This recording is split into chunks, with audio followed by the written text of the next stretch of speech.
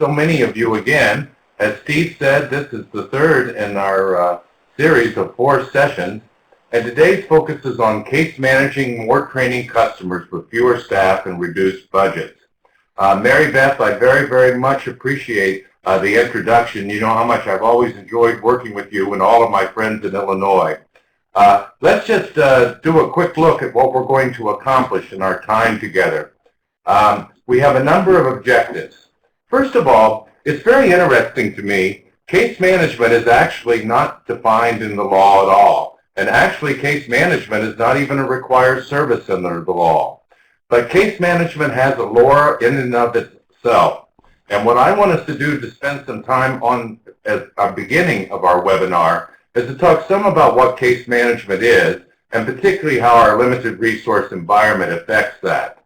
In the last 2 sessions, and continuing with this one, we've been talking about using lean manufacturing principles to attempt to eliminate waste, meaning spending as little time on items that do not return value as possible, and ensuring that all of our work is not just compliance focused, but service and value add focused. We'll be organizing our discussion by discussing the 4 phases of case management: program entry, program enrollment, program participation, and program exit. And I hope to share with you a great number of ideas on how we might be able to go more lean in each of those. I do want to just say up front that I know I have the easy job. I only have to say it and you have to do it. So what I always think of is that webinars like this is really like a grocery store, and you're walking through the aisles with your shopping cart, deciding what you want to put into your cart and what really doesn't work for you. I'm hoping that everyone, though, will leave with at least a few ideas that they can test. I'm hoping that everyone after this session, particularly those of you who are joining us from multiple locations but working for the same organization, will get together after this session and say what works for us.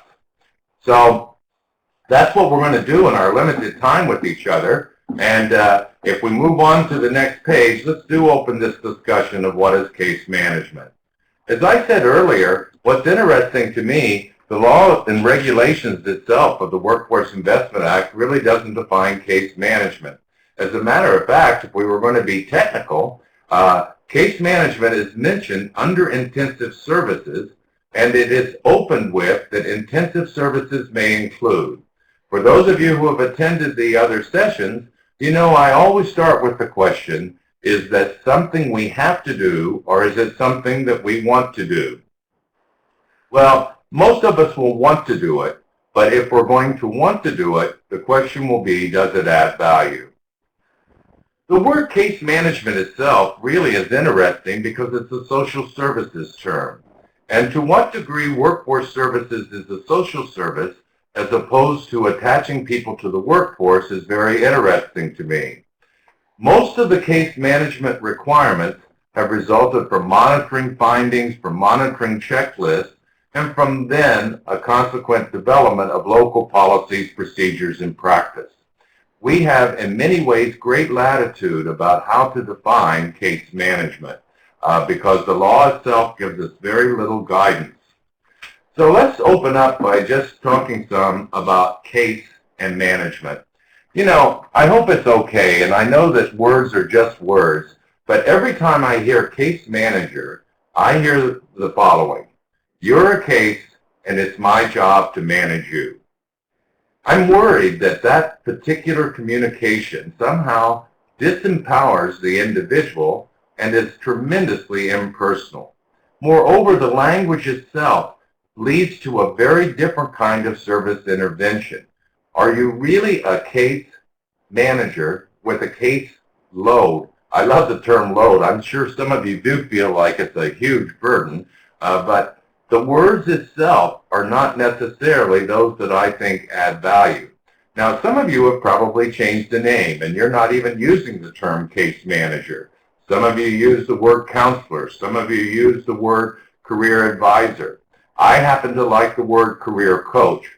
But regardless of what you call it, we have to think about what is its real purpose and what are we trying to accomplish.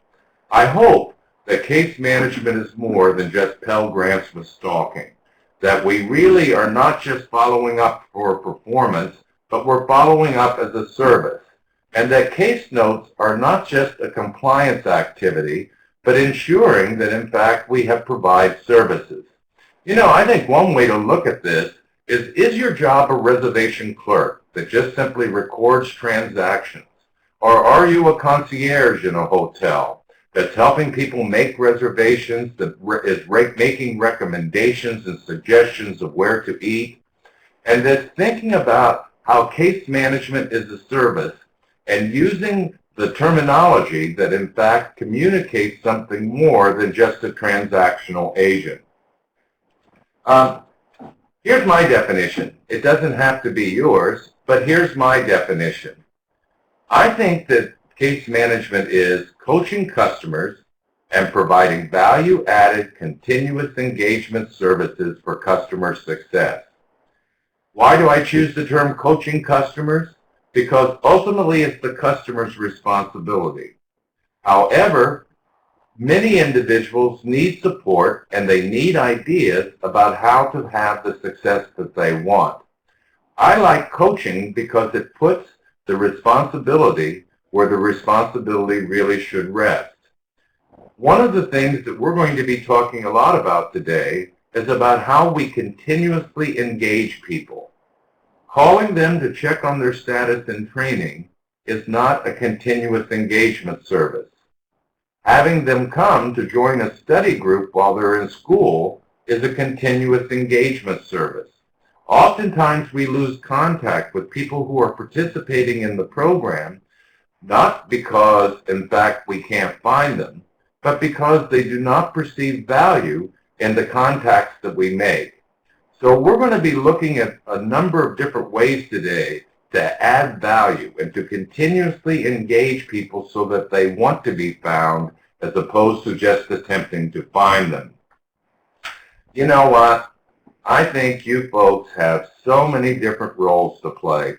Let me just see a show of hands. How many of you are actual case managers, actually do the case management work itself? Can you give me a quick show of hands so that we can see how many of you actually do the work? Oh, great number of you. Look at all the hands going up, huh? Wow. Well, let me say this to all of you who are case managers. There's a special place for you in heaven. It may not be on this earth, but there's a special place for you in heaven. Look at all of the different things we expect of these folks. We expect them to be a cop that understands all the rules. We ask them to be a coach and a cheerleader. They have to have all of this information to be able to give good job search advice to people. They have to be an excellent communicator. They have to care about the individual. They have to know all of the resources available to help the person find success. They have to understand the labor market, project the labor market, have really good planning skills. They have to have excellent job and scheduling activities. And then sometimes they have to serve as a St. Bernard in attempting to rescue participants who in fact have been lost. This is a huge number of responsibilities. As a matter of fact, you would think with all these responsibilities that people were going to get a raise. They're probably not, but these are a huge amount of roles. I guess that one of the first things that I'd like to know, because when you do a webinar like this, you can't really see people and you can't really get to talk with them individually. I'd like to know how you feel about being a case manager. So we're going to ask you to take a poll here, and we're asking you to check all of the things that you think are true about being a case manager. Having too much to do with too little time, not always sure where to spend my time. I'm more stressed out than the customers I work with. I really do enjoy my job and think I'm lucky to have it. And I think I make a real difference for the people I serve. So you can check all of them that's true for you. So let's just get a real-time poll about those that are attending, thinking about all these things you've got to do, what that really means for your work. Boy, the results are coming in, huh? Let's see. Well, it looks like most of you do think you have an awful lot to do with too little time. I do think case management is a lot about time management. That's the reason when we begin to look at lean processes about what we can eliminate and we can streamline is so important, because I don't sure that anybody can do all of the things that are expected here. You know what? I wish that the last two were 100%. I'm not criticizing those that did not check it. But I do think that you have a great job in this way. Some of you might have even had customers who say, I want your job, because they really do see it as a good job. And here's the real truth. I think you make a huge difference in the people that you serve. But it does sound like a lot of us, in fact, do have a concern that we have an awful lot of requirements with too little time. That's the reason why eliminating unneeded, wasteful activities is absolutely key to success in what we do. So thank you so much for those poll results. I find them very interesting, and they'll be useful as we talk about it. As we just said, the focus of this series is on lean manufacturing, where the first objective is to eliminate waste. Things that we don't have to do, we don't do. If there are rules and requirements that we have to do, we work on minimizing them, and we want to make sure that every customer transaction adds value. So the questions we'll be exploring today is really about, are our case management processes and protocols lean? The first one is a huge question. And by the way, no individual case manager can make this decision alone. But collectively as an organization, we have to ask, as resources go down, customers go up, and requirements go up, can we realistically keep everything the way that we've always done it in the past? Some of the protocols and procedures, as we'll talk about, really are rooted in practice that goes back in some cases 20 years. Even if your processes are perfect, you have to ask the question, what's realistic for the individuals who in fact deliver the service? Which services and steps can be eliminated while still meeting requirements? Among all of the valuable things we do, what are the most valuable? Because when you have a quart in a pint jar and you cannot do them all, you have to have a collective organizational decision as to what truly is most important. And by the way, if we were doing pure quality management, the definition of what adds value does not reside in law, but resides in the customer's perceived value. If you have many customers who do not follow up with you and do not stay in touch, and you're worried about how you capture performance data, the question would be, does the customer feel an allegiance to the service that you provide? That one of the things that we have to ask ourselves, and I find this to be true in organizations with whom we work, that many of those individuals, in fact, do not always perceive value. They tend to see us as a bureaucracy, and that's something we need to improve. We're going to explore later in the webinar this morning about what services and interventions are most needed when. We can have a preference, but we ought to know some real data. We need to ask some real hard questions. Does calling everyone every month who is in training change performance outcomes? Does calling everyone after they exit fundamentally change performance outcomes? If we don't use real data to make a decision, then we are going to continue to do activities that may in fact take lots of time that have very low return. So we're going to be talking about a lot of different ways to think about case management in a very different way. As a quick overview summary, these are some of the trends across the country about how people are redefining case management in terms of the ways that it has traditionally been done. More and more, people are moving to an integrated service model where it is not program-specific, but it is service-specific. Certainly, the dislocated worker program and the adult program have enough similarities that a singular case management team would be able to serve both populations. Whenever you integrate staffing across programs, you increase the likelihood, although cross-training is required, but you increase the likelihood that individuals will be able to share the burden. And that is one of the huge changes.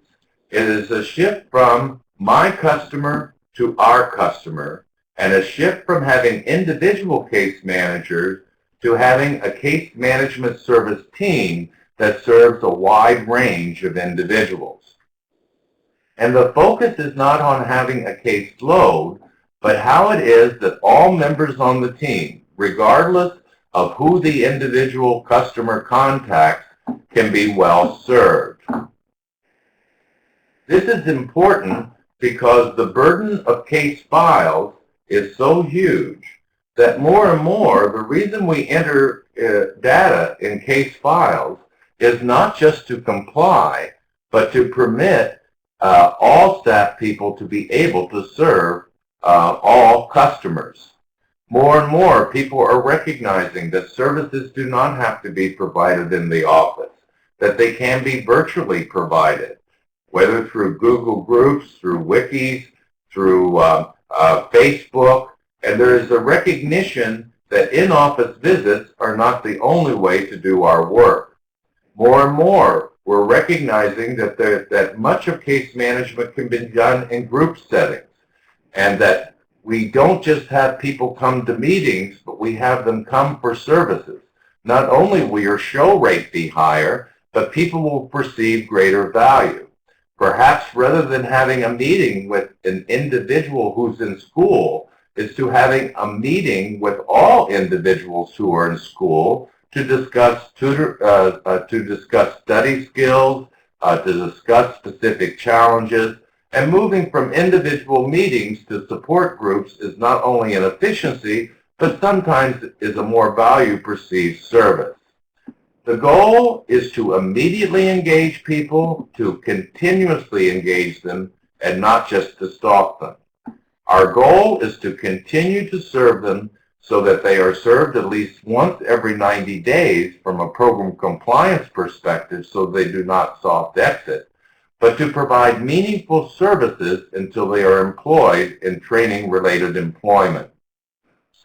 We'll be spending a fair amount of time on this concept of how much intervention do people need, how much intervention do people want, and to shift from a strategy that has been the common practice across the country, where all customers must be contacted every month, to deciding exactly which customers need to be contacted and when is the best time to, in fact, contact them.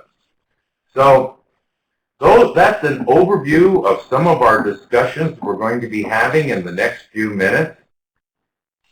There's basically 4 phases to the case management process: the pre-enrollment activities, the enrollment act, the program participation after someone is enrolled, and then the decision of when and how to exit someone and what activities, if any, are required post-exit. The last time we were together, for those of you who joined us, please forgive me, but I want to get everyone up to speed. The entire webinar was focused on streamlining training entry and focused on the pre-enrollment phase. One of the things we did was that we mapped the current process to determine how many steps does it actually take for a customer to engage in before they are actually enrolled in the program.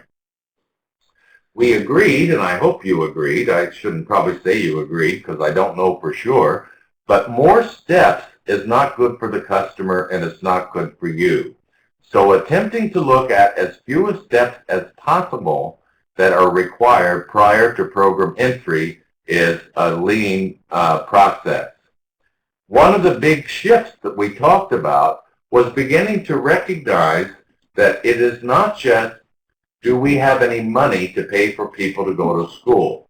Our goal is to help people to go to school whether or not we have WIA money. And that the first step is not WIA orientation, but workshops that help people think through their career choices and thinking through how to apply for financial aid.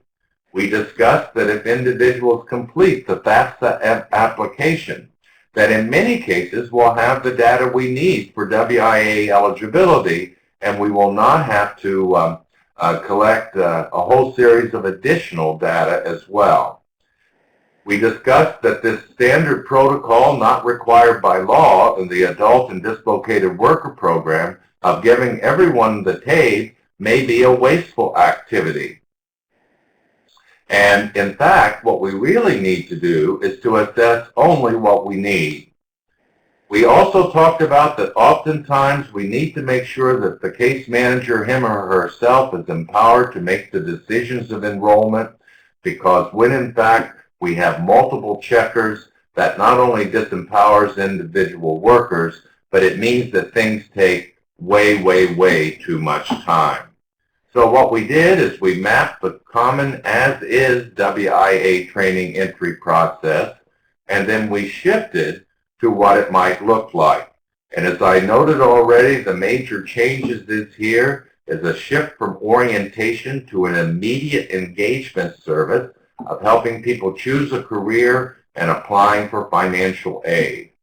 And to begin to think about how we can enroll more people, whether or not WIA funds it. And then beginning to think of our role as career coaches throughout the entire process. So what we want to begin to do now is to begin to examine the enrollment phase, which we've not yet talked about in terms of the case management role.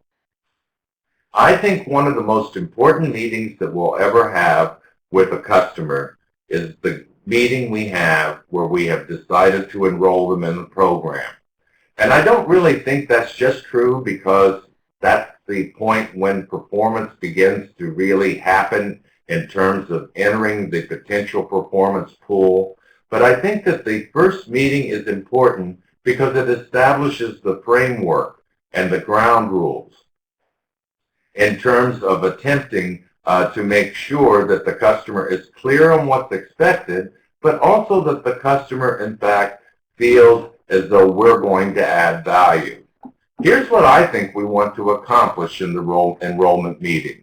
We want to build a relationship, and I'm going to spend just a moment on this because we're going to talk a lot about this later in the webinar, that we must be clear that the purpose of the program is not to just send someone to school, but for them to get a training-related job.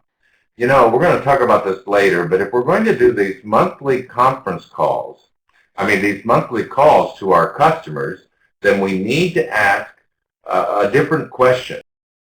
Oftentimes people call and say, how's school going? Well, I think we need to also ask the question, how's the job search going? Many individuals whom we serve know that school is important. And I think school is important too.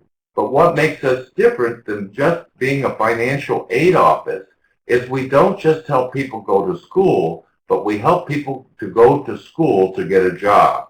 And sometimes, particularly for those that are going to be in longer-term training, if we do not have great clarity, they begin to believe the purpose is school and not employment. I do think when we pay for someone to go to school, that there's requirements that come with that scholarship.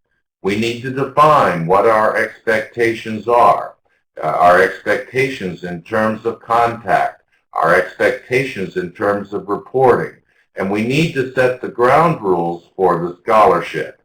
We certainly need to ask what kind of support they need for success, and most importantly, we need to immediately engage them. Particularly if there is going to be a significant lag time between the time that they are enrolled and school begins, we must fill the activity calendar, because absence does not make the heart grow fonder. Absence makes people forget. So what we want to do is in the first meeting is to make sure that we have a full schedule of activities that keep people engaged throughout the process, including the process up to the time that people begin school. The end of the meeting should be focused on anchoring commitment. And I want to spend a little time on anchoring commitment, because what anchoring commitment is really about is not just what we say people need to do, but people committing to do it. I'm going to give you a few ideas on that, but before we do that, I again would like to get your perspective. If you'll look in the next slide, we're going to have another poll question here. And I've just simply listed all of the things that we might want to have as our goals from the first meeting, and I'm asking you to choose the 3 that you think are most important. And we'll just see which 3 you think are most important, and that'll give me some idea, at least in terms of your perception. I mean, I think they're all important. I think everybody would agree with that. But part of Lean is prioritization, so let's just see what you think here. Well, let's see. Boy, that relationship one's really cooking up there.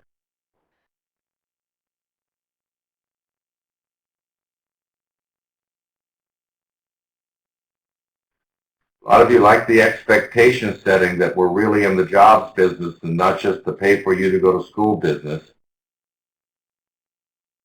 You know how important I think this anchoring commitment is. It looks like over 1/3 of you think that too. Still have some results coming in here.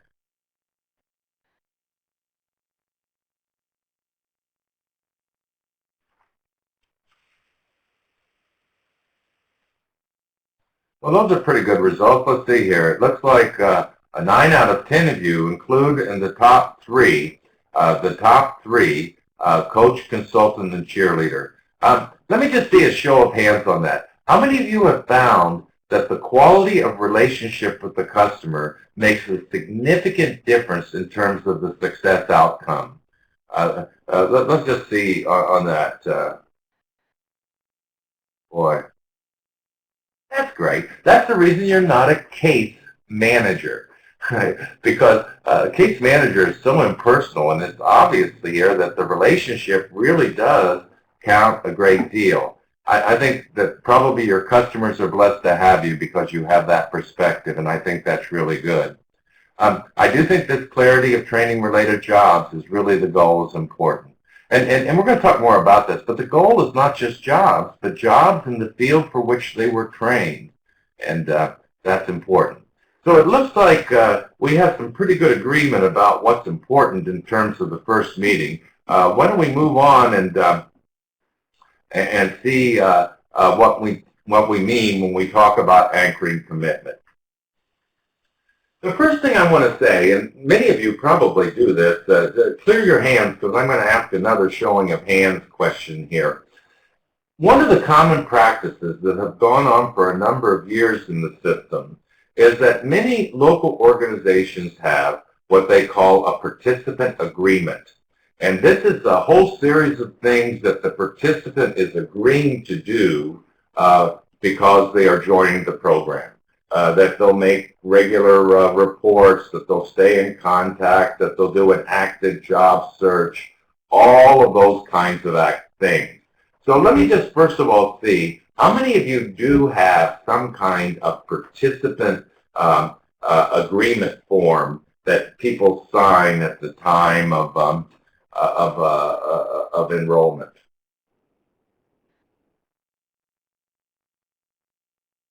Wow. That's pretty many. It looks like, it looks like over 1/2 of the attendees have such a form. Okay, clear your hands. I want to ask another follow-up question. Clear your hands because now I'm going to ask something else. Everybody taking their hands off? All right. So it looks like most of you do have such a form. Now I'm going to ask an opinion question. How many of you think the form significantly changes the behavior of the customer? Oh, that's what I was afraid of. So what we have here is let's just use lean analysis. We have a form that is a requirement that we're not sure adds value. See, to a large degree, we either need to do one of two things. Get rid of the form, which is not required by law, or else keep the form and add value to make it meaningful. So I personally believe that there is some value to a participant agreement, but it's got to be more than just lining up the sheets of paper and saying to the participant, sign here, here, and here, and here. I want to share with you some of the things that the research shows about anchoring commitment, and if we're going to use such a form, how we anchor commitment. First of all, the research shows that when people say it, they are more likely to recall it and commit to it than just when they sign it. So what that would mean is literally if you're going to have such a participant form, people need to read it aloud. You need to go through it one by one by one, each step in the process. And having people say, yes, I agree. Because a long form simply printed in 10-point type that people sign, they do not always take in the information and commit. So the resource shows that when I say it, I am more likely to commit to it than when I just sign it. The point here of when they say when I say write it, that means that when people literally write down the promises, they are more likely to be committed than when they sign a form. Now this has to do with how many things you're requiring people to do, but in many cases, having people write the promises as opposed to just signing a form changes commitment. One of the truths about anchoring commitment is that commitments are made when they are personal. One of the reasons why some people would say, based on social science research, that signing a form does not truly anchor commitment is because it doesn't look personal. Certainly if the form doesn't have a chance for people to write it with their own handwriting, with their own name, and it just looks like a bureaucratic form, I'm not sure that people are truly making a commitment. So the general truth is that this is an example of a lean analysis. The form is not a have to. The form may be a want to, but if we're going to do it, it needs to add value. And it's like everything in terms of our processes. It's not just what you do, but it's how you do it. And so I think that participant forms are great, but we truly have to anchor commitment. Let me just say two more things about anchoring commitment. At the end of every meeting, there should be an anchoring of commitment activity. You should ask people to repeat what they're promising to do. You shouldn't just give them an appointment card. You should give them a card and let them write down the appointment. And you need to put it in the terms of you and I. Because I do think, as you just pointed out, in terms of the poll, in terms of relationship, oftentimes people do this for you and they are not doing it for the organization. So sometimes we use language like, we do this for you, we do this for you, but you and I doing this together makes it more personal and people are more committed to activity. So in this initial enrollment meeting, that's where we're beginning to really focus on continuous engagement. I'm not opposed to either one of these, and probably many of you do these. That one of the things that many programs around the country do is they tie continued services, meaning tangible dollars, whether support services or financing for school, to people's continued contact.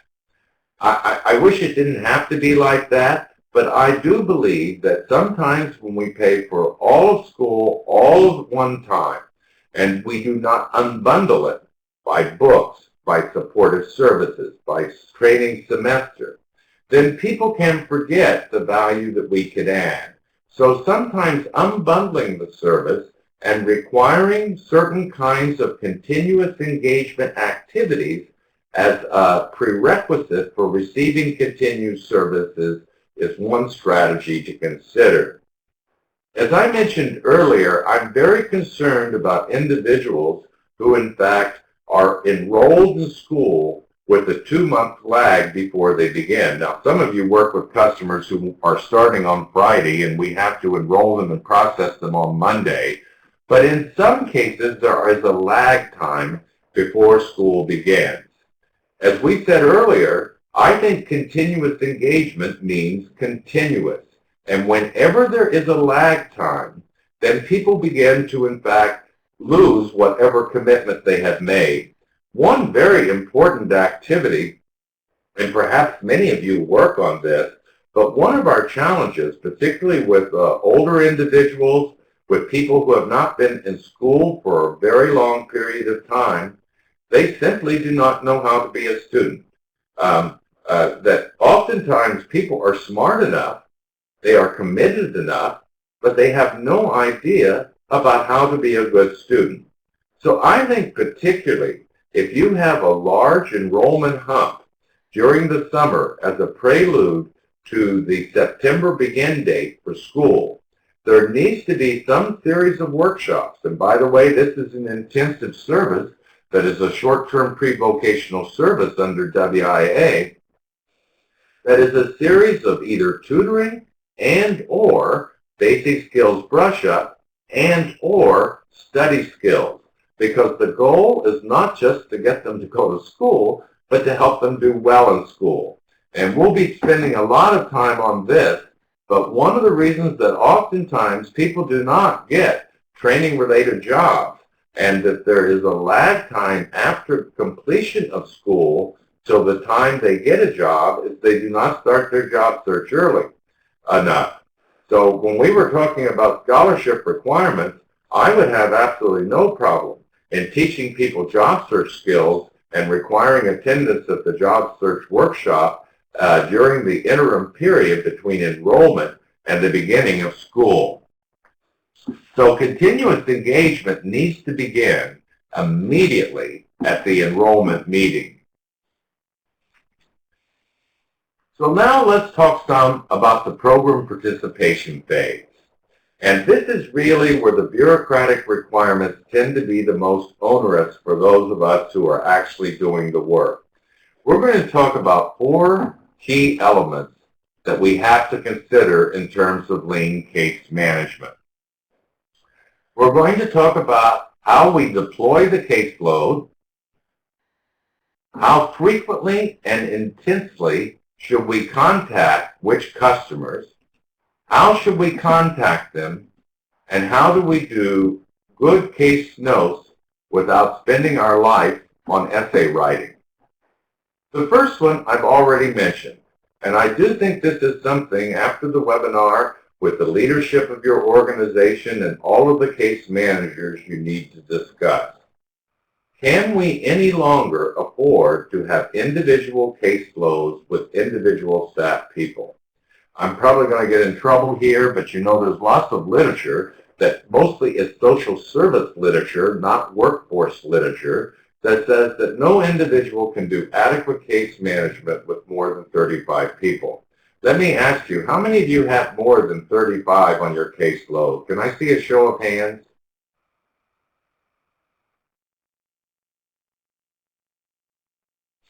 Wow, that's a lot, huh? Well, here's the thing. A lot of the quantity has to do with what the expectation of intervention is. It's also simply true in a resource declining environment that case loads may be a luxury we cannot afford. So more and more around the country, people are seeing the case managers as a skills team that shares work, and customers are in fact served by who is next available. And the simple truth is this significantly changes the way an organization is operated. Some people build individual staff accountability based upon individual caseload assignment. What it means to shift to team case management is we collectively own performance across all individuals. And so consequently, one of the things we have to ask is, can we afford individual case management? And it is just a general efficiency rule that when in fact work can be shared across more than one individual, you get better work equity, more staff are more equally available, and it permits us to serve more individuals with the same amount of staff. So that's like a huge change. That's something you really have to think about as an organization. It's not just how many or who are on your caseload. First of all, we're going to talk about this later, but sometimes people say, I have 300 people on my caseload, and the first question I want to ask is how many of them are alive? Because sometimes people hoard them trying to protect performance standards, and so what we get is just a whole bunch of clutter on the caseload, and we'll talk about that later. But the first issue is not just how many, but what do we expect case managers to do with all of those individuals who are in fact enrolled? Again, I want to just see a show of hands. The common practice around the country is that every customer in training must be contacted at least every month for the purpose of a case note. How many of you have a similar policy in your organization?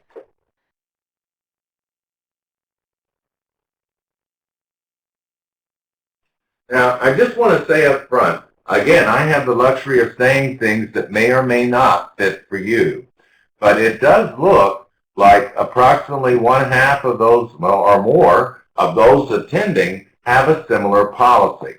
Now, some of this is probably rooted in monitoring findings, and as I always tell you, I don't want to get you busted. I want to try to help you do your job even more efficiently, but I don't want you to get busted for sure. But I will say this, that just calling everybody every month doesn't necessarily mean that we in fact are getting better outcomes. The simple truth is that some customers need very frequent contact, and some customers need almost no contact at all.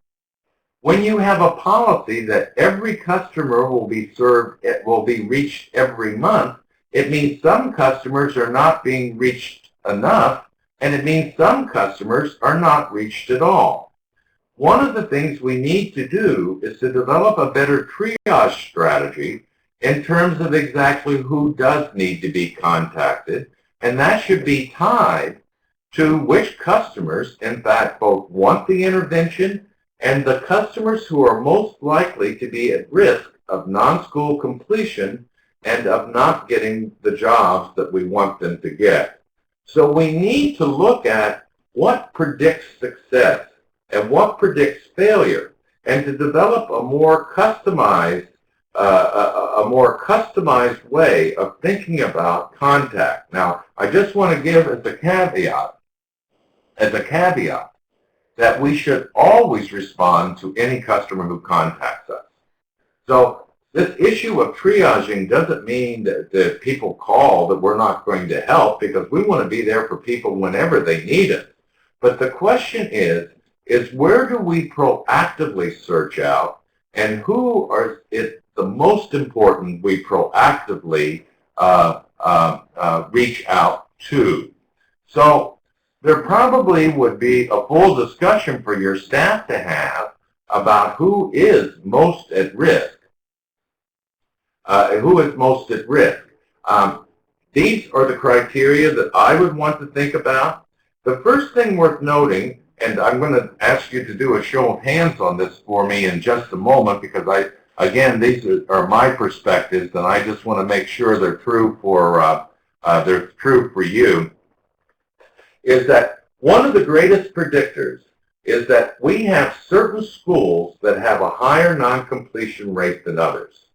That one of the ways that I would triage and decide what customers need to be contacted have nothing to do with customer characteristics, but which schools seem to have high non-completion. Can I see a show of hands on that? How many of you believe there are certain schools that have higher non-completion than others?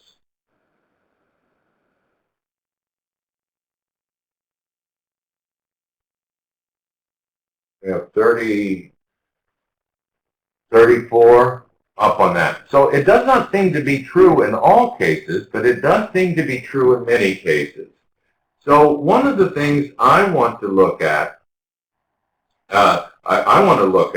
is that what schools have high non-completion? By the way, would you agree with me that we ought to be telling participants what schools do not have good completion as they're selecting a school? I sometimes think we don't give customers the right data to help them make wise choices. The focus is so much on can they afford it, can they get in, that people need to know the data. They need to know how many people who graduate from there get training-related employment. They need to know how many customers go there do not complete. And I don't think that non-completion is always an issue of individuals not showing personal responsibility, because it's that some schools do not do a good job with the students. So I think that if they're attending a school where lots of people drop out, then we have to make more contact.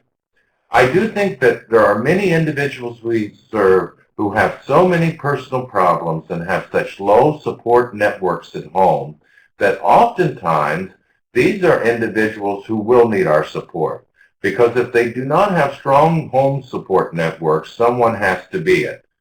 I also think that at the very first meeting, you could determine to some degree, based on a good hunch, whether this is an individual who knows how to manage their time.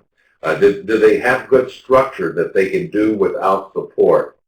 So for me, the first way that I would think about who to contact is that I would have a customized strategy of contact based upon each individual.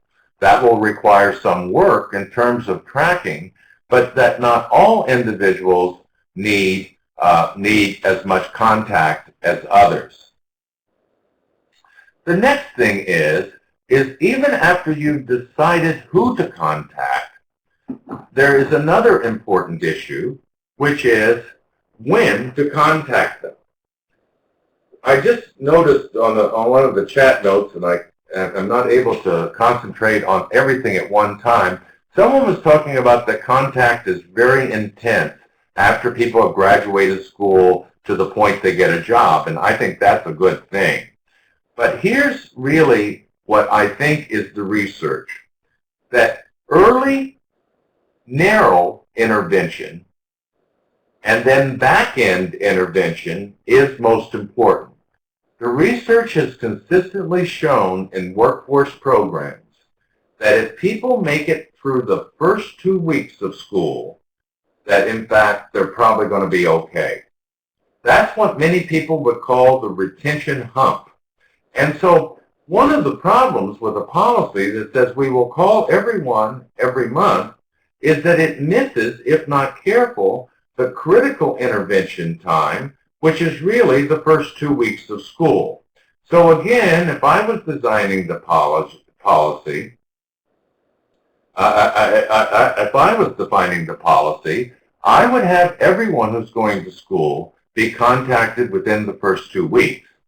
And then, based upon that call, and on an individual professional judgment, determine how frequently individuals would need to be contacted. So I guess I want to poll you again. I hope you don't mind. This is one of the ways that I learn, and I think it's a way for us to benchmark our efforts. I'd love to ask you, how do you decide which customers to contact while they're in training? So let's just see how you decide. And you can check all of them that's true for you.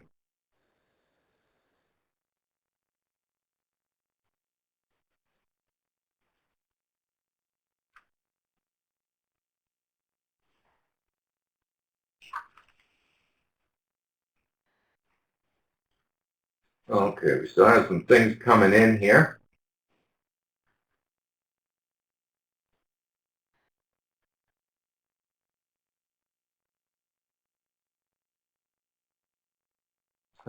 Okay, all right. So it does look like many of you do have this requirement of a contact every customer every month, that most of you do that, and that's good. That you're being good soldiers and you don't get busted that way. I think that's a good thing. 30% of you always follow local policy. The third one I like, I almost always follow local policy. I hope that you kept your screen covered on that. But see, the reality for me is that most of us just simply are not able to do that. And what we're going to talk about, by the way, I want to highlight this. You notice this one, I make contact with those who think I need it most. I think that's so right on the money. I think that criteria needs to be decided as an organization. That's what needs to be written in policy, because whenever there is a policy that sits there, that puts you at risk of monitors if you don't follow it. You really shoot yourself in your own foot. But moreover, it means that individual staff people feel guilty about making the choice. So the question is can we develop a local policy we can all agree on that is targeted to when and who we need most? So the next issue is even after you've decided to in fact contact people, the next question is we have to ask how it is we're going to contact them. All right, one more show of hands, not one more because I'm going to do this a number of times. For those of you who are required to contact every customer every month, how many of you find that it oftentimes takes more than one phone call to make contact?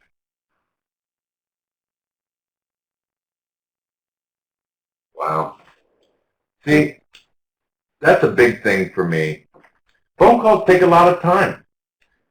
If we were doing this really scientifically, one of the questions I would want to ask is how many phone calls does it take to make one contact? That would be a real piece of data. And just because we call, it doesn't mean we've made contact. And see, the other issue is here is if the policy is that I must call, I must make contact, for what purpose? What is the service being received? That's the reason why we need to think some about what is the service that people are going to receive, not just whether we called them or whether we contacted them. I want us to call people and contact people for the purpose of offering a service, not just checking in. I think one of the reasons why sometimes people with caller ID don't pick up the phone is they don't think they're getting anything. They're just getting a call. I will tell you, this is back to anchoring commitment, that if you just call without them being scheduled in advance, you'll get fewer responses. It doesn't mean that everybody will keep the schedule, but we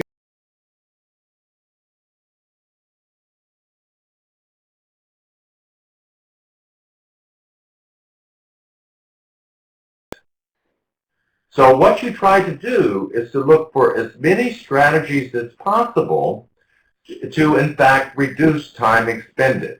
See, I think making calls is the last resort. I think we ought to first think about self-reporting, and I know that oftentimes many customers will not self-report, but every customer who self-reports is one we don't have to call. So whether it is by internet, whether it is by them calling us, but always having as an expectation of self-report reduces the field of calls that you might need to make. Electronic contact will almost always result in more responses than phone calls, and that includes text, it includes email. Yes, I realize that not all customers have access to email, but again, we're trying to peel them off to get one by one fewer people to attempt to call.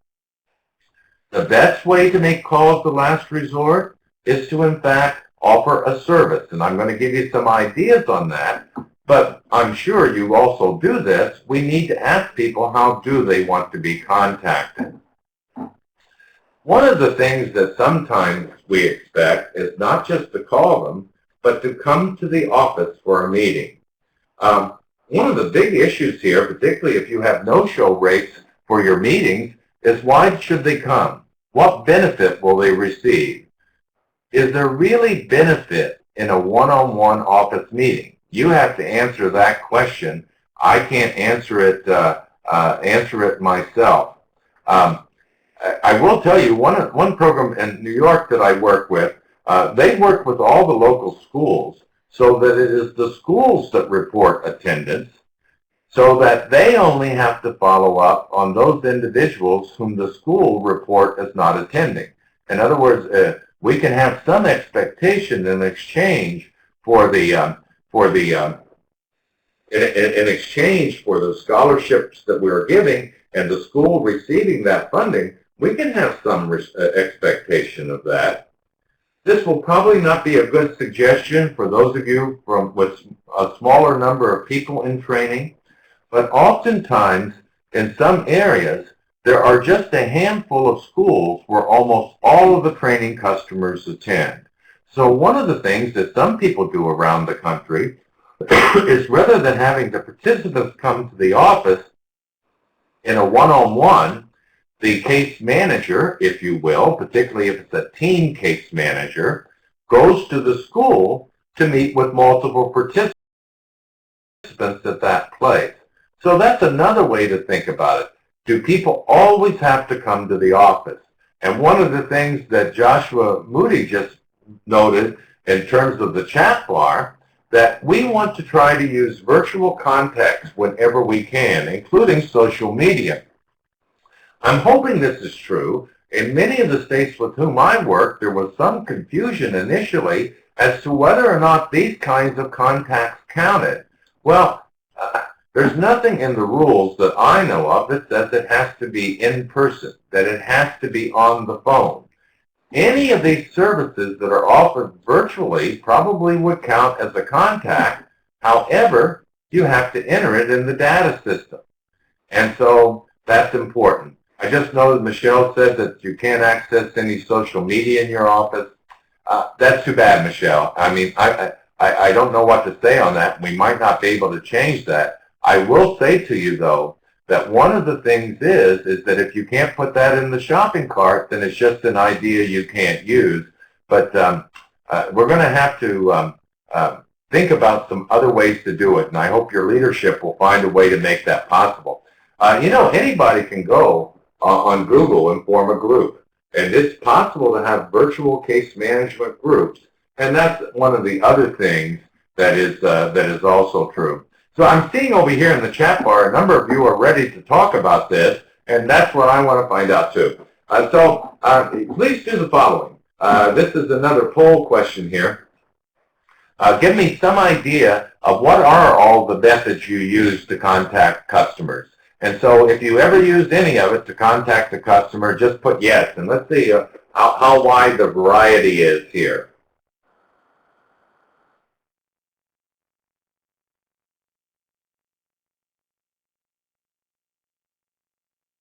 Look at the other. I wonder if those are home visits or what kinds of things. Maybe when we get to the end of the webinar, you could share that, or you can type it in now. So I would love to know why.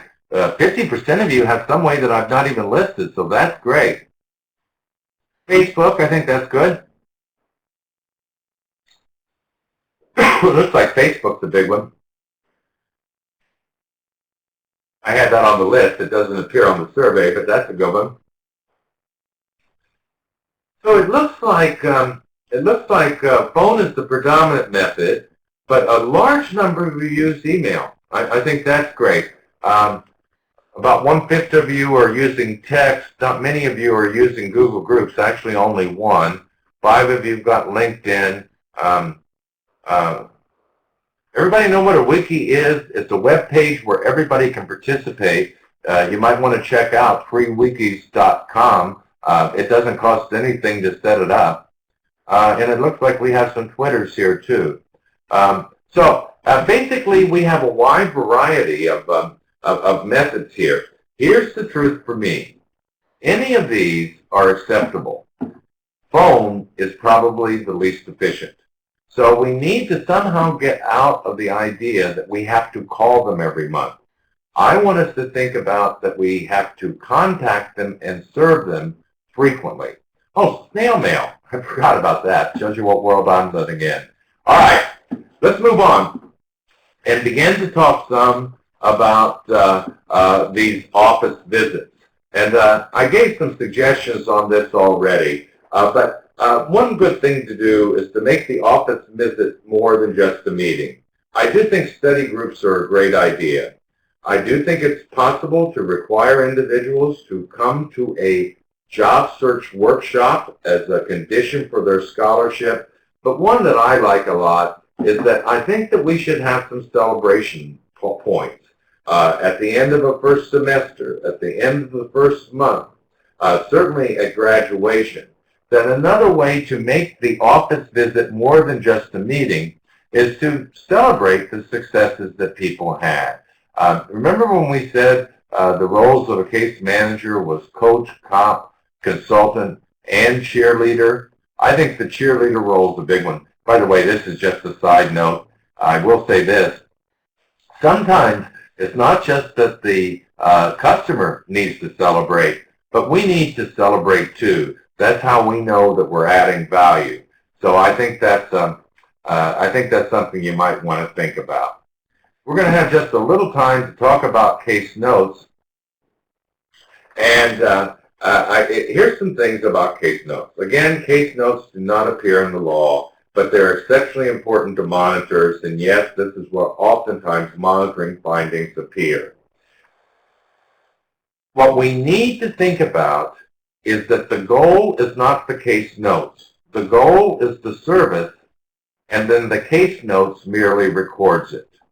All of you have probably received these expectations. The case notes need to describe the what, the where, the when, the why. We need to include justification. And it needs to be a story. It needs to tell the reader how an individual progressed through our services. Since we must do case notes, the issue becomes, how do we add as much value as possible? First of all, from just a compliance perspective, we need to look at monitoring reports and monitoring checklists to see what is monitored to determine exactly what is important in case notes. We have some staff people who really treat case notes as essay writing. The goal here is not to write down everything, but to write down what is most important. I do think that there is some common situations here where you can cut and paste, but I do want to make the following point.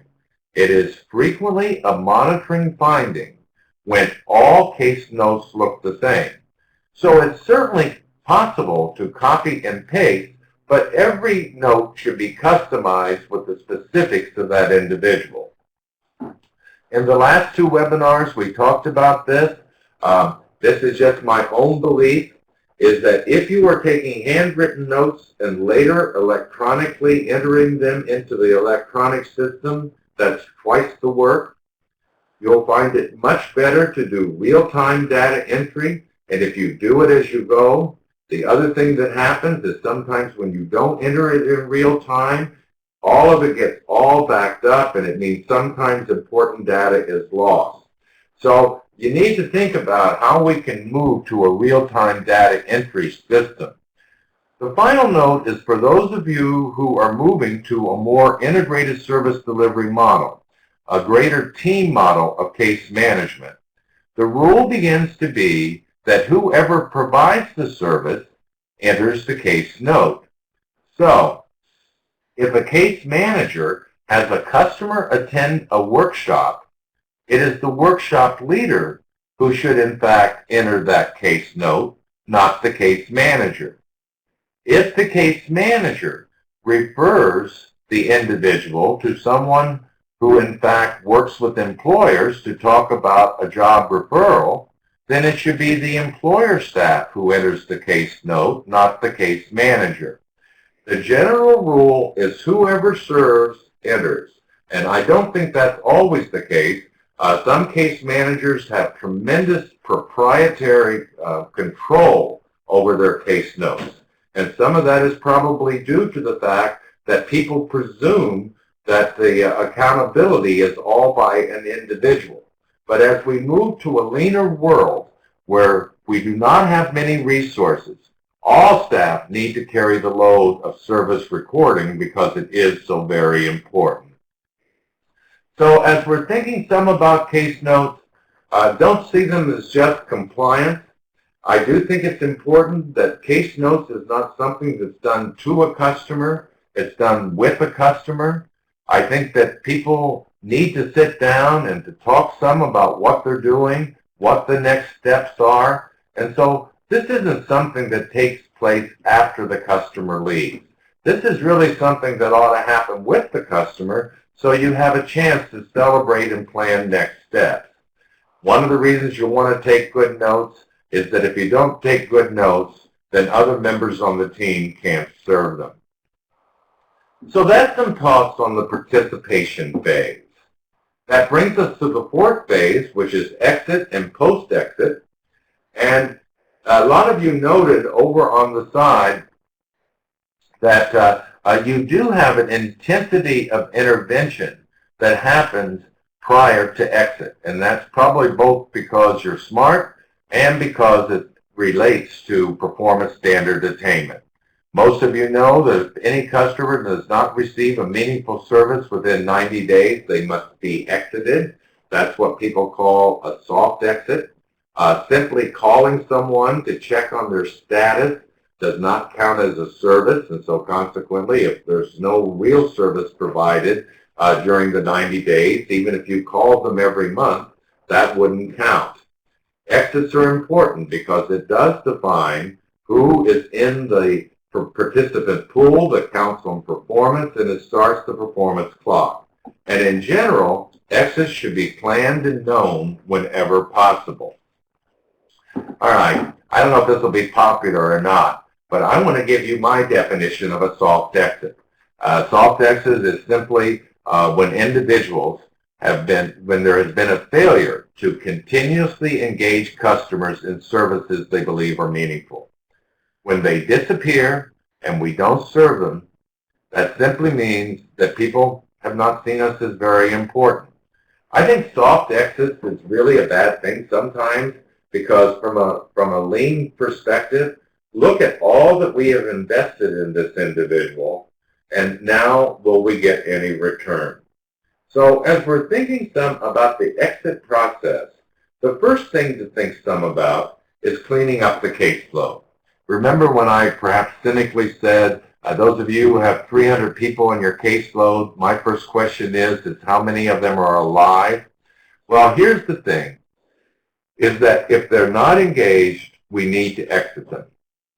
As long as they are on the caseload, it means that case managers have this nagging sense that everybody has to be worked with in the same way. We should be attempting to exit everyone who is done. And how much time should we actually spend on rescue? Now, here's the thing. Do you, as an organization, have a clear definition of when someone is done? And now I'm not talking about those that disappear, but what is the definition of when do we believe someone should be exited? Well, first of all, you're going to hear my perspective. We don't exit people until they have a training-related job. One of the ways we could think about done is that there are no more services to offer them. There's no more services they need. There's no more services they want. The real thing is you as an organization need to define when people are done. If you do not do so, people languish on the caseload, and it means that case managers aren't sure where to be spending their time. And this issue of how many times do we need to call someone to try to re-engage them before we say we are not is a huge issue, because this is, again, another lean principle of wanting to eliminate waste that has no return. So the issue of exit oftentimes has to do with performance. I'm not going to spend a lot of time on this page, but here's two major points of the page. The fewer people you put into WIA training, and that does not mean training funded only by WIA, but the fewer people you put in training, the more likely it is that the performance of each individual counts. Larger pools decrease risk, meaning that you can feel more comfortable about exiting some without it hurting your performance. The second thing worth noting is that performance is determined not on how an individual did, but on how the pool does. One of the questions for an organization to ask is who manages the pool. I want case managers to manage the service without having to be focused only on performance standard attainment. That when someone does centralized performance management, it permits them to think about how the pool is doing and permit case managers not to be obsessed with how every individual contributes to performance standards. So, one of the ways we, in fact, make sure we do not exit people who have not received quality service is all of the following things. One of the most common reasons why we do not commonly engage people is that we don't have enough tangible services. We don't have enough job referrals. We don't have enough workshops. That people begin to lose contact with us because we do not have something significant to offer. And no matter how good the relationship, people have to believe they're receiving something. For me, the greatest value that we can provide is for someone who has completed training to get a job in the field for which they are trained. Training-related employment is a huge issue. First of all, we are currently under a political attack for the following accusation. Job training doesn't work.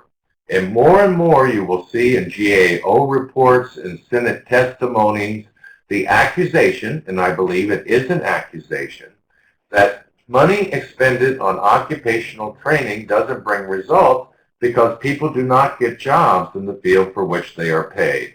Now, I just want to share something with you, and this is not a criticism, this is just fact.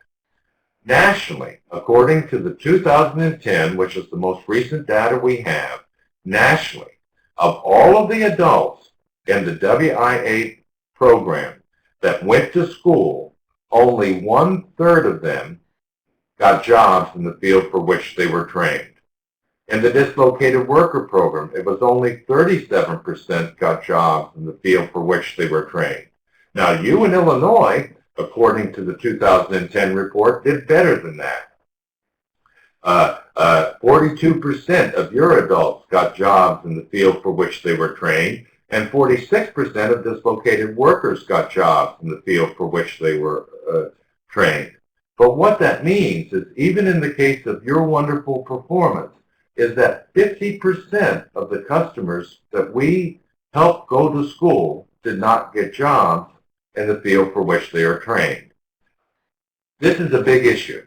First of all, to the degree that people get training-related employment, they get higher wages and we get better job retention. So if you only care about performance, performance is enhanced when people get training-related employment. Moreover, a state recently conducted a customer satisfaction survey, and here's what they found. They found a couple of things. First of all, they found that those that got jobs that were not related to the field in which they were trained were equally as dissatisfied as those that got no jobs at all. Moreover, they were very likely to blame us for the fact they did not get training-related employment. Now, I'm not saying that's fair. I'm just saying that's interesting. So consequently, I think that most of us who work in our program know that training-related employment is important. But we somehow must communicate to ourselves and to our customers that our goal is not just to get a job. Our goal is to get a training-related job. Well, why do people not get training-related jobs? Oh, there's so many different reasons here. Just take a look at all of these. The demand occupation list wasn't right. We sent too many people to the same school who graduated at the same time. And so therefore we flooded the market. People thought they wanted to be a nurse, but then they found out that they couldn't handle blood. We sent them to a school where they need to be licensed, but they can't pass the test. They got the training, but employers won't interview them because they don't have work experience. They started their job search too late, which means simply that their immediate financial need was so great they just had to get a job. And then this whole issue of unsupported self-directed job search, and there's not really good placement services. So there's lots of reasons why people do not get training-related jobs. I see that there's a chat question here I'm going to answer while people are completing the next poll. I would love to hear, what do you believe are the 3 most common reasons why training graduates do not find training-related jobs? By the way, while people are doing this, Lake County staff wanted to know, can you direct us to the reports you were mentioning? I'm assuming you're referring to the training-related employment data. That is not broken down by individual area. It's only broken down by state. And if you go on the USDOL website of www.doleta.gov, and you go to the section on performance, you'll see a section that's called State Annual Reports. And if you'll look at the 2010 Annual Report for Illinois, you go to the very back under what's called Table L, and that's where it appears. On that same page, there's national data. So you report it locally, but it actually appears as a combined state report. All right, back to the poll. What are the top 3 reasons why people don't get jobs? Well, let's see. Training-related jobs.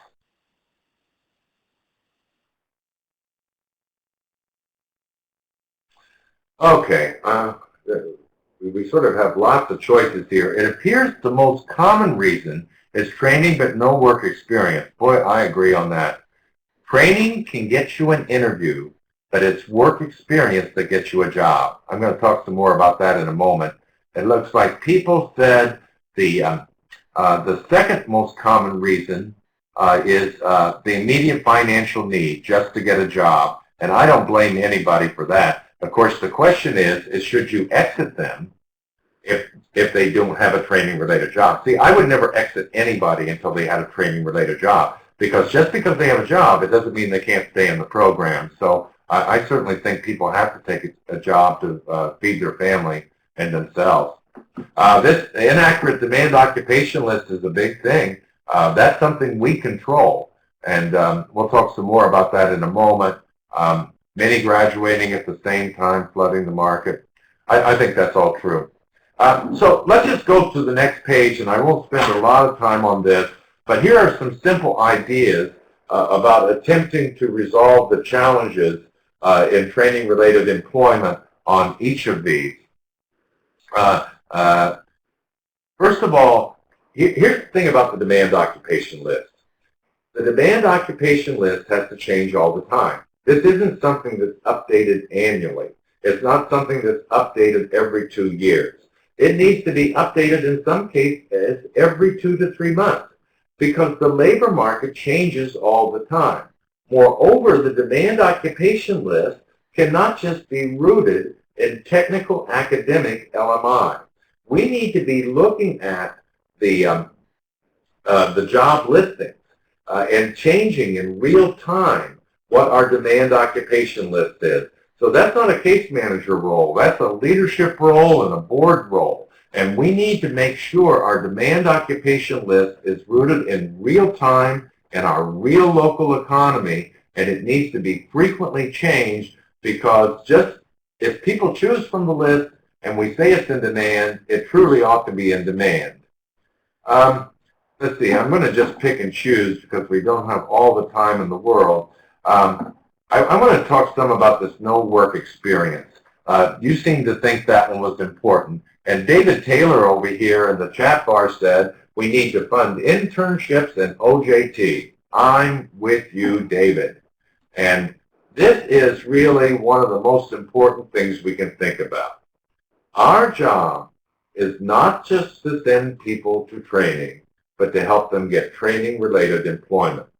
First of all, on-the-job training is always training-related employment because the training is happening at the work site. One of the things that some of you in Illinois that I've talked with you about is there's nothing in the law that prevents us doing an OJT after classroom training. If we cannot provide work experience while people are in school, we can use OJT to bridge the gap after school to help people get a job, even if they do not have specific job experience.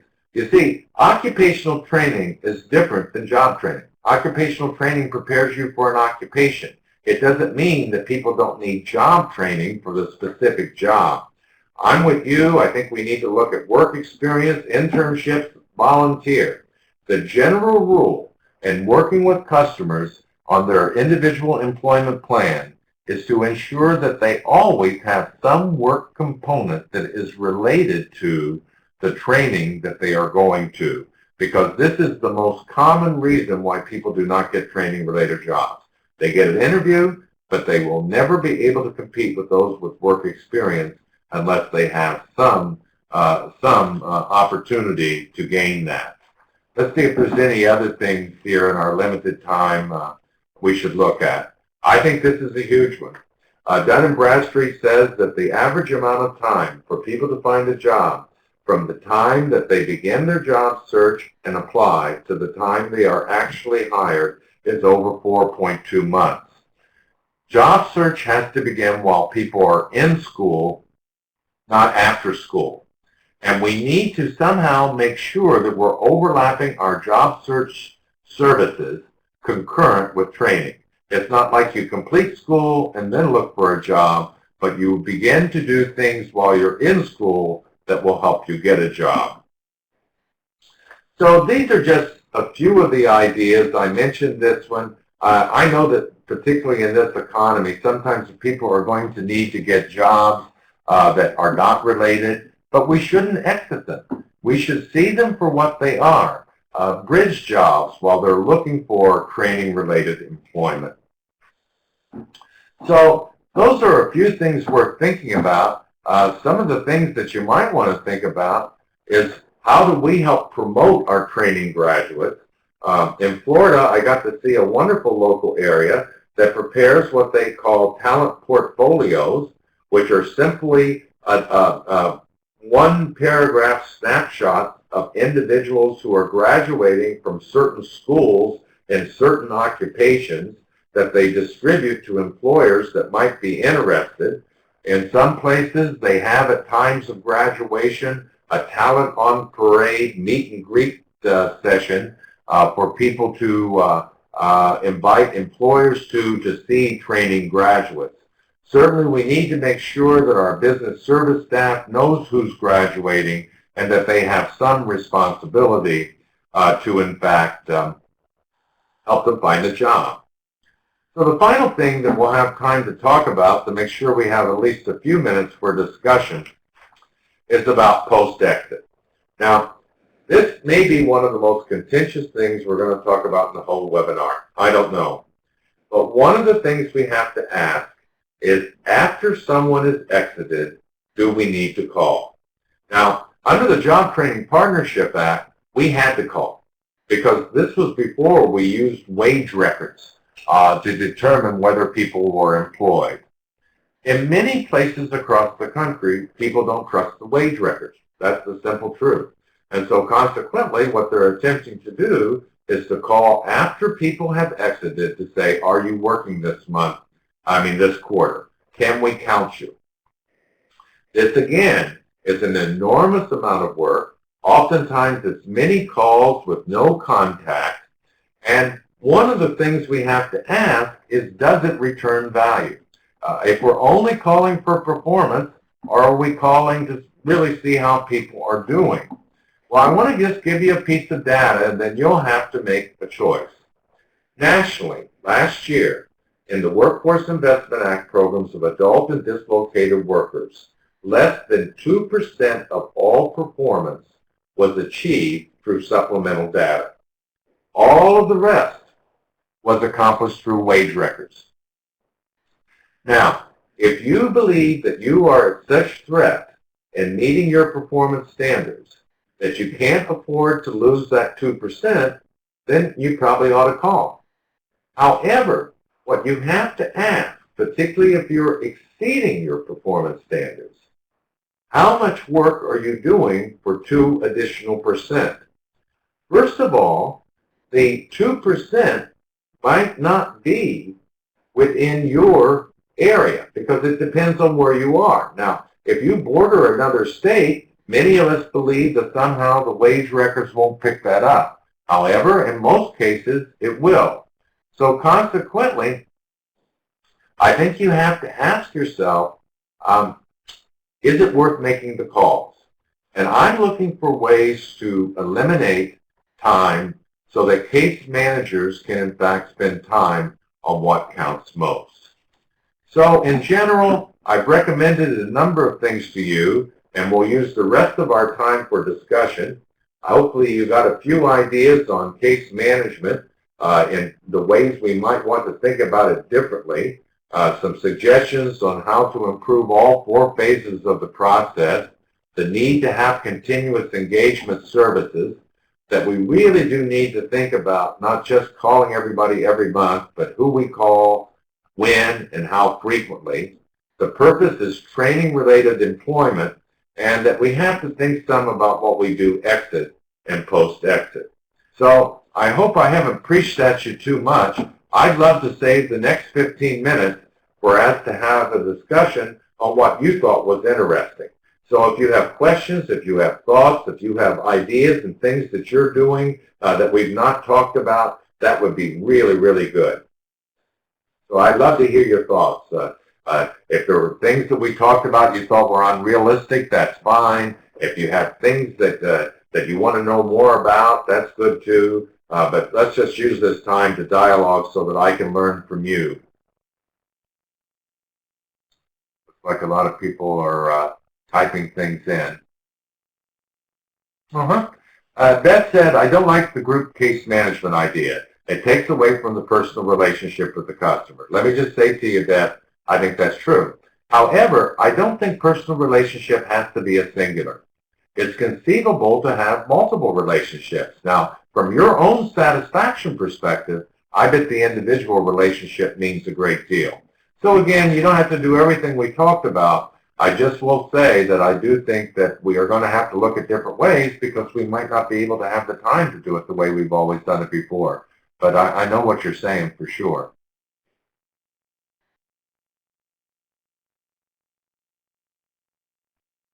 Let's see, wait, some more things popping up here. I'd like to know at some point how many LWAs have business service reps. Well, let's just, this won't be a pure poll because it's not by local workforce area, David, but let's ask the audience here. How many of you do have specific staff members who have as their 100% responsibility doing business services or employer services?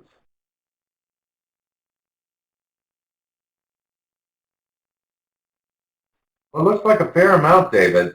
I will tell you the most important point here, the reason why I bring it up, is that if you have business reps who do not see an obligation to placing our program customers, then that's a problem. We need to somehow make sure that all of our resources are deployed toward our customers, and that would include the business service reps. Let's see. Chris said, we're having problems finding employers who are willing to participate in OJT. Any suggestions? Well, this is a shameless promotion, and I get no payment for this. But if you'll go on the USCOL website on Workforce 3.1, you probably know it. I did a series of webinars for the United States Department of Labor on OJT recruitment. I'll tell you what the most common mistake is for me in terms of recruiting employers for OJT is we sell OJT and we don't sell people. If I was going to do OJT, the way I would do it is that I would contact, in this case where we're talking about training graduates, I would contact employers on behalf of individuals and say, look, we have this wonderful training graduate, and let's talk some about how you can train them specifically for your business. I find that it is not always useful to contact the business to say, please buy some OJT, because ultimately employers are always interested in the who, and any employer who's just interested in the subsidy, we probably don't want to work with. Let's see. This next person says, using alternative methods of contacts is a great idea. We already use group case management. There are 3 of us who work together and it's more efficient. So it does sound like it works for you. I'm glad to hear that. Let's see. Well, I think if there are state requirements preventing you from doing some of the things that we talked about, then you shouldn't do them. I want to make sure, though, and I'm not questioning you, because that's the reason I said early on that you have to do it within your context. You need to make sure what the state requirements are. Sometimes people believe that there are requirements, and really what it is lore. And so if it truly is a constraint, it's just a constraint. And if you have to do things, then you need to minimize it as opposed to maximizing it. But if there are things that are not permittable, you just can't do them, and I understand that. Let's see. What else here? Other people are typing some things in.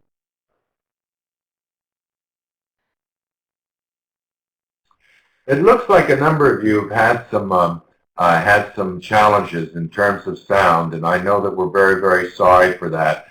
This webinar will be archived, and so consequently you will have availability. I'm very sorry if you've been having technical difficulties. Looks like we have a few other people notes here. All right, Rosie wants to know, please clear your hands, those of you who have your hands raised over here, because we have another Ask the Audience question here.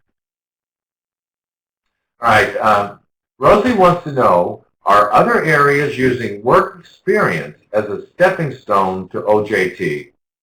If you are, say yes.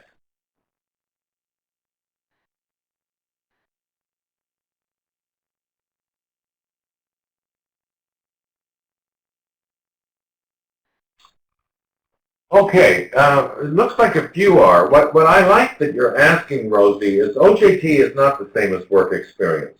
And I do think that work experience counts. OJT is a training activity. Work experience is work experience. I think what the big issue is we need to stop thinking of services as being separate pots from which people only get one. We have to somehow bring them together so that we can do concurrent service. Steve, I don't know if you can answer this question or not, but Diane wants to know how can we obtain prior webinars. So it sounds like people might want to access this one and prior ones, and we'll try to find that out and let you know. All right, what are some other examples of services that could be provided to keep people engaged? I think job referrals, talent parades, inviting people for in-center interviews, job search workshops, study groups. I think Lake County staff said job club. I think that's another wonderful example. Here's the thing. Many places talk about services, but most places do not have enough services that actually offer. So I think that's true. This person, Tiana, said, we're having trouble getting our clients to respond to our contact attempt. Any suggestions? Well, I thought I made some, just to recap them, is that I think that we have to be contacting them for a reason. If you're contacting them to say that I have a job opening idea for you, you will get better results than if you're just contacting them. I think you have to ask people how they want to be contacted. You have to not just rely on the phone, and you need to think some about the anchoring commitment discussion we had. Matter of fact, Anita's giving you a few ideas here. She says, I keep my clients informed with job leads posted from time to time within the area, job fairs and classes at our center. I think those are good examples of tangible, continuous engagement services. So I think that's good. Well, I hope you got a few things. The purpose of these webinars is just to give you a menu so that you can then get with your staff and get together with your team and to see what works for you. So I hope you'll join us for the next webinar. This will be the last one in the series on March 7th, where we're going to be talking about how do we get more people actually employed. And if you could just take a few moments to complete the following survey in terms of the value of the session for you, that would be really, really, really good. So I appreciate it very, very much. Thank you so much for attending. You know that I wish you only continued success in the important work that you do, and take care. Looking forward to seeing you again and talking with you on March 7th at the next webinar.